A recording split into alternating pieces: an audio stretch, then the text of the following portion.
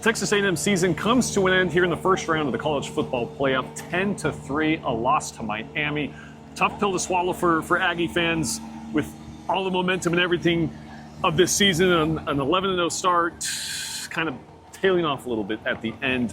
But we talked about it, Travis. There's a lot of different ways we can kind of look at this team and look at this season. But first off, let's just kind of focus on this game. What do we see here? 0-0 at halftime. Neither offense doing anything.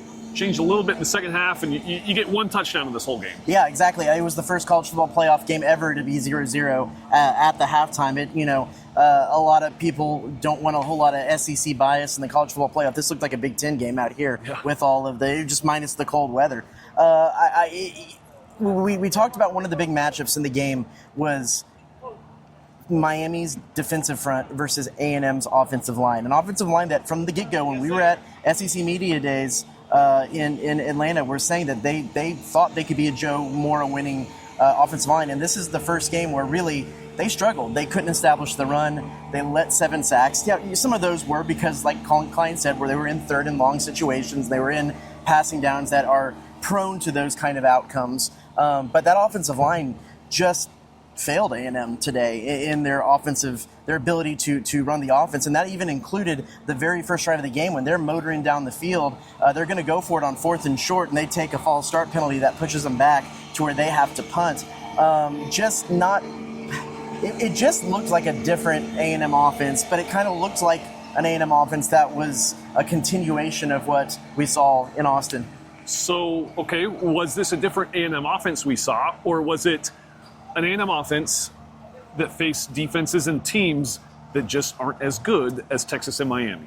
I think ultimately that's what it came down to, is the fact that don't get me wrong, this was a good A&M team. This was an A&M team that was more complete than most of the A&M teams that we've seen here, at least in the last 10 years that I've been here. But I think when it really comes down to it, by the way that this game looked, by the way that the game in Austin looked, I think this was a team that was bolstered by the fact that they played a whole bunch of teams that have already switched over head coaches this year. And I think that is the fact of the matter. But two things can be true at the same time. It can be true that this still was a really good A&M football team, and the fact that they got to where they were because it was an easier schedule than they had anticipated. Yeah, I mean, no matter how you slice it, it's still 11 wins. You still went 11-2. I don't think last year's version, if you put last year's team into this season, I don't think they win 11 games in a row. Mm-hmm. I just don't. I do think they took steps.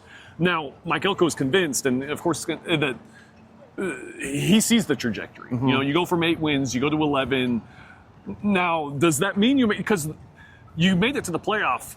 Logically, the next step is you're competing for a national championship next season. From what I don't know. I guess it's too early to tell. But is this team? How much confidence do you have that they are heading in that direction? I don't know. I think they have some good pieces. They're returning a quarterback who had his struggles at the end of the season, has some things to work on, but I think ultimately is still a very talented quarterback coming back. They have a lot in that wide receiver room. They have Mario Craver coming back. Potentially could have Casey Concepcion coming back, though I would think that he probably would be going to the NFL draft. I think we will have a better picture about how this is going and what this team is going to look like when we see who decides to go to the draft and who doesn't. Because there is a chance that there is a lot of guys who could go to the draft, and it looks then a little bit more like a rebuilding year than it did before. But then there's also the portal, too. It's so much. But I think what Elko is talking about, maybe more so than X's and O's and results, is that it was pretty well documented that the culture, the work ethic, the accountability of this program wasn't where it needed to be when Mike Elko took it over, and they've established that foundation. And with that foundation, they were able to exercise a lot of demons. They won on the road. They won a ranked game on the road. They were able to go undefeated in the regular season at Kyle Field. It's just like they won in Baton Rouge. All of these hurdles that they were able to cross, I think that foundation is there, yes. Now it's kind of gut check time next season. Are they going to be able to go and achieve the big goals? beating Texas. It's going to be here next year. That's a goal. But then, the year after that, beating them in Austin. Can they finally get to an SEC title game? Because they've had the opportunity to do that 2 years in a row and drop the ball in the last game. And then can they win a playoff game, make any kind of run in the playoff, maybe even hold that position for a bye, like they thought they were going to be in, and not be in this position to have to play a very good Miami team and then have their season end here in Kyle Field. So the foundation is there. I think to truly know which way this thing is trending, that's a next year question. Yeah, that's fair. There's a lot of things we're just not going to know. Even Torian York was asked about if he's going to enter the draft. He kind of gave it a two. He almost felt like he gave it like a two-sided the coin flip kind of answer of, knowing my family's gone to the NFL. Well, what a great opportunity, but I trust Mike Elko, so obviously he's got things to weigh and I will say one thing that we learned this year that is something trending upwards that just really hadn't been the case most of the years that I've been here, at least, and that is depth. Because they lost Le'Veon Moss for ultimately the majority of the season again. They lost Scooby Williams for a majority of the season and Bryce Anderson for a majority of the season. And arguably the guys that filled in for them, especially Damian Sanford and Marcus Ratcliffe, those two guys were maybe two of the best defensive players they had this year consistently in games. A lot of times when you think about A&M football, one key guy goes down and it's like, uh-oh. Yeah. I don't know what's going to happen, and I don't know what they have to replace that guy. Case in point, your best running back misses half the season, and they didn't really seem to skip a beat as far as missing Le'Veon Moss. Same with Scooby Williams at linebacker. So the depth is there. One thing I learned, I think, from this team is the ability to finish. I think they proved time and time in the game they were able to kind of get in these kind of heavyweight battles and finish games. They showed a lot of gut and character in that South Carolina game with how ugly that first half was. They kind of came back and yes, they dropped the Texas game and the Miami game, and it was kind of because of what happened in the second half. But despite that, I don't think either of those games spiraled and got away from them. No. They had a chance to win in Austin. There was just two critical interceptions that Marcel threw down the stretch. Literally were 5 yards short and had a chance to win it today, or to at least tie it. You can go to overtime or, 2-point conversion, win the thing. But another Marcel Reed interception at the end. So nothing just kind of got away from them like they have in the past. Yeah. Like games last year, the Las Vegas Bowl, the game in South Carolina just spiraled out of control.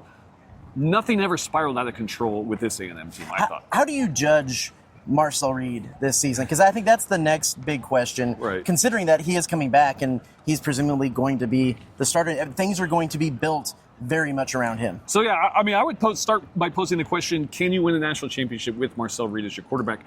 I think you can, but there has to be that next step. I do think we saw growth from last year to this year. I don't think we saw as much as we thought we were going to see. Next year, you have to see that next step. The deep ball, the touch. Talking to some actually former A&M quarterbacks today, they said the angle isn't there. He doesn't put enough air on a lot of these balls because he's got some great wide receivers that can get to it. You almost want to underthrow them than overthrow them on a lot of these deep balls because guys like KC and Mario, they can go up and get it. So just the mechanics a little bit need to improve for Marcel Reed. To judging his season, I thought he had there was one point where he could have been a legit Heisman candidate or trending towards a Heisman candidate, but things tailed off at the end. It's one of those where he had a great season as a quarterback if you take out a lot of these critical interceptions he had. Because the interceptions he had, some of them seemed to be just in the most inopportune times. Obviously, to lose the Miami game, to lose the Texas game. I think it matters when do you throw interceptions? When do you have these turnovers?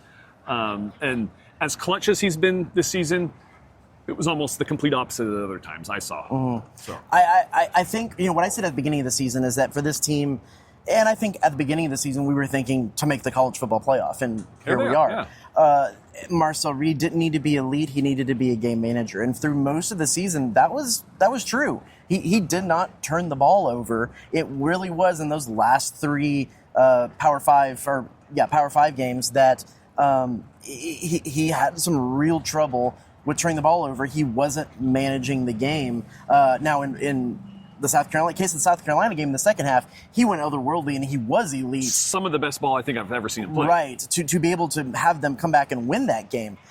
So I think the problem with next year, the reason why he didn't need to be elite this year is because of the amount of really good running backs that they had and the 2 wide receivers they had on the outside. They could pick up a lot of slack. They're going to lose Le'Veon Moss. They're probably going to lose Casey Concepcion. They're going to lose Amari Daniels and E.J. Smith in that running back room. They pick up Jamari Morrow. There's going to be some less experienced guys back there. He's probably going to have to carry a little bit more of the load next season. He's going to need to be a little bit more accurate. He's going to need to make the right reads and the right calls next year for them to maintain the same level of success and then to go beyond. So I think that last year might not have been the critical one for Marcel to grow and see that growth. This year is going to be the one because it's going to be even more on his shoulders and a less experienced offensive line as well. And that's huge. That's going to be huge because if you don't have an experienced offensive line and a really elite talent up front, you're going to have to make that up somewhere, and that's the quarterback. But I think Mike Elko knows that, and Mike Elko wants this to be a Marcel Reed-led team. He wants him to be elite and for him to make the plays. He didn't like that he led the team in carries today. Marcel Reed is a very capable runner. I don't think Mike Elko likes having him carry the burden of running the ball.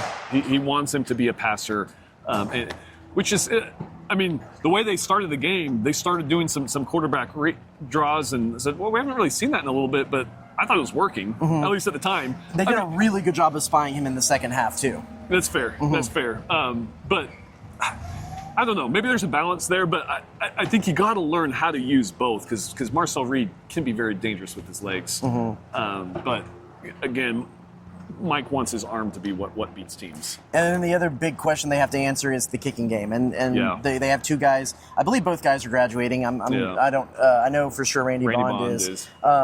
So they have a freshman kicker coming in. They're going to have to solve the kicking situation. I think this is going to be one of those cases they probably need to go to the portal and bring in a guy with some experience because as we've seen through all of these games so far, the kicking matters when you get you had the Lou Groza winner last night missing going 2 for 3? You got to have a kicker who can make clutch kicks in a game and I think that's going to be something that they have to address next year. How different would have the momentum been, or would it have been different if you make that first field goal and you have a lead?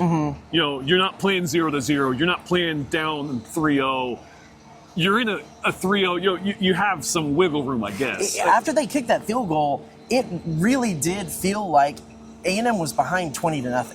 Yeah. It felt like there was a 2-score lead or something like that, and it was only 3 points. Yeah. But that's just kind of how the game was going. But yeah, if they would have been tied at that point, well, that's A&M pulls that, and maybe it feels at that point like A&M is ahead 2 scores in a game like this. But that kicking can make all the difference down the line, and I think we'll see probably as the playoffs go on that kicking is going to make a world of difference in some of these games moving forward as well. A&M has got to address that situation. And then the other thing to talk about or to look forward to next year is how much continuity they're going to keep with 2 new coordinators coming in.